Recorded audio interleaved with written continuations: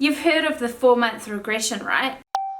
What happens if you end up with a baby who only wants to sleep on you? What can you do? Today's question is, my 4-month-old only wants to sleep on me. What can I do? Hi, I'm Amanda, founder and co-creator of Little One Sleep Programs. I'm a pediatric sleep specialist and mother to 2 lovely little girls. At Little Ones, we specialize in infant and toddler sleep and nutrition programs. We do this through our custom-built app where we house our programs and our support village where our trained sleep consultants are there day and night to answer any questions you may have through this period. Visit us at www.little1s.co if you need any further help. So today's question, my 4-month-old will only fall asleep on me. What can I do? To understand why your baby is only going to sleep on you, let's have a look at a little bit of what happens around 4 months of age.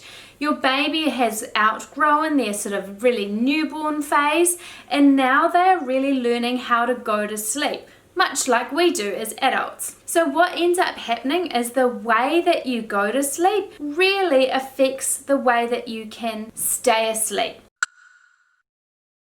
So when your baby goes to sleep and then every 45 minutes through the day, your baby starts to rouse and become awake, and that is what is called a sleep cycle. A sleep cycle is 45 minutes through the day and 2 hourly at night time. Once your baby does rouse and become awake, they need to be able to go back to sleep.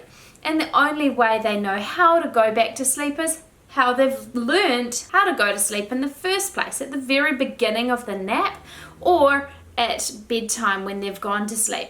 Now, if they've gone to sleep on you, or if they have gone to sleep by you rocking them or by feeding them, then once they wake up after that sleep cycle has finished, they're going to want to go back to sleep if they're still tired. But if you aren't there, or if you're not rocking them, or if you're not feeding them, or if you're not holding them in the same way that you put them to sleep, then they will wake up and they will wonder what's going on and they will try to go back to sleep, but they need that thing that they had to go back to sleep. So this is the 4-month-old sleep regression.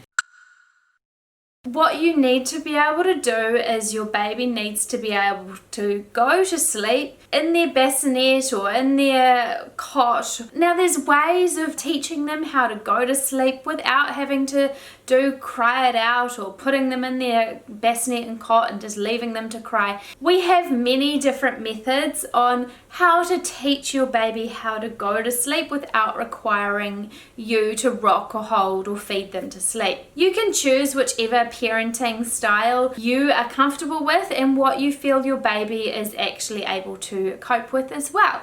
Whether it is a hands-on approach and a really gradual method of teaching them how to go to sleep by themselves, or whether you're happy with a little bit of grizzling and crying, but you're still there able to support and teach your baby how to learn to sleep independently. That is completely up to you, and we've given all the methods available to be able to teach your baby how to go to sleep, and we're not going to judge anybody in their parenting style. We've got loads of different methods in our sleep programs. If you do need further help, make sure you go to www.little1s.co, and our sleep programs go through all of those methods of how to actually go to sleep independently. However, I think the most important thing is to ensure that your baby is actually tired enough.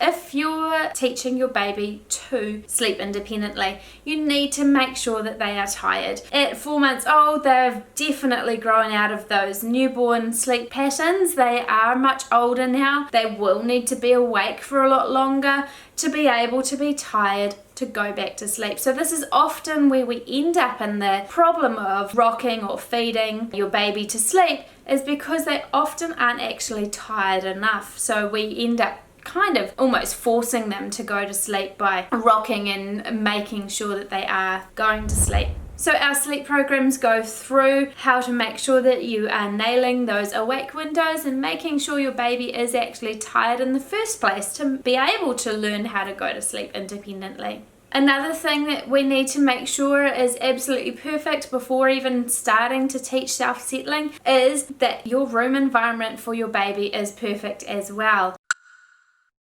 Now they've grown out of those newborn phases, they will need a dark room to go to sleep during the day. No lights or night lights or anything like that, no music, but you can certainly use white noise to ensure that your baby has got something to sort of tune into and use as a really good positive sleep association. And so that when they hear that white noise, they learn that, oh, okay, it's sleep time, my brain tunes out from all the other noise around me and it's time to go to sleep. It's a really great, easy, positive sleep association that you can implement at any time. I use it sometimes if I'm overtired or wide awake and can't go to sleep for some reason. I put it on my phone next to me and it really helps my brain sort of just calm and know that it's time to go to sleep. So once you've got that room environment perfect and also you've got those awake times appropriate for a 4-month-old, you can start to teach your baby how to self-settle. So this should take a few weeks at the most, and that's a really fantastic skill that your baby will learn, and they are really able to learn and quite quickly, and it's a skill that they don't lose once they've learned it. We have some fantastic information about the 4-month-old sleep regression in a blog. I'll link it right up here, which goes through all the information about why these things change at around 4 months old and how you're able to deal with it. I hope you enjoyed this video and I hope that it gave you the answers that you need.